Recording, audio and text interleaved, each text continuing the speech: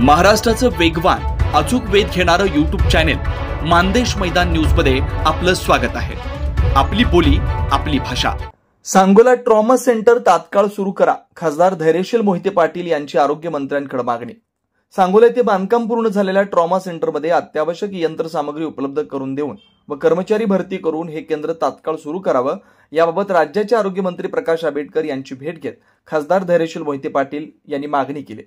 सांगोला येथे उभारण्यात आलेल्या ट्रॉमा सेंटरची इमारत सुसज्ज असूनही अद्याप ते कार्यान्वित करण्यात आलेले नाही। आवश्यक यंत्रसामग्री, डॉक्टर, नर्सिंग स्टाफ आणि इतर तांत्रिक कर्मचाऱ्यांची कमतरता असल्यामुळे हे महत्त्वाचे ट्रॉमा निष्क्रिय स्थितीत आहे।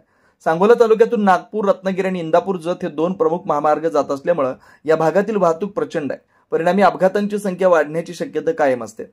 अपघातग्रस्त रुग्णांना वेळेत उपचार मिळणं अत्यंत आवश्यक असून हे ट्रॉमा सेंटर नागरिकांसाठी जीवनदायिनी ठरू शकतं।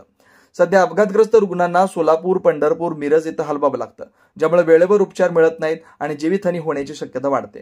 त्यामुळे बांधकाम पूर्ण झालेले सांगोला ट्रॉमा सेंटर तातडीने कार्यान्वित करून परिसरातील नागरिकांना आधुनिक आणि तात्काळ आरोग्य सुविधा उपलब्ध करून द्याव्यात, अशी आग्रही मागणी खासदार मोहिते पाटील यांनी केली। आपल्या चॅनेलवर नवनवीन बातम्या पाहण्यासाठी लाईक, शेअर आणि सबस्क्राइब करायला विसरू नका।